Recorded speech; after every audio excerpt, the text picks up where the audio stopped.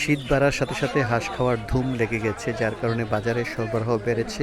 এবছর প্রতিটি হাঁস বিক্রি হচ্ছে ৬০০, ৭০০, ৮০০ এবং ৯০০ টাকায়। এছাড়া চীনা হাঁস বিক্রি হচ্ছে ১৫০০ টাকা থেকে শুরু করে ২,০০০ টাকা, ২২০০ টাকা। আর রাজহাঁস বিক্রি হয় ২৫০০ টাকা থেকে শুরু করে ৩৫০০ টাকার মধ্যে।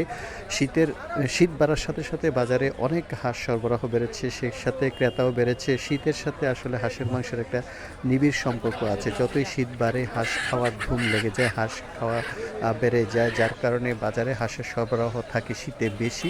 বছরের সবসময় হাঁস থাকলেও শীতে একটু সরবরাহ বেশি থাকে। এ সময়টায় বেশি হাঁস বিক্রি হয় এবং সবাই হাঁস কেনে।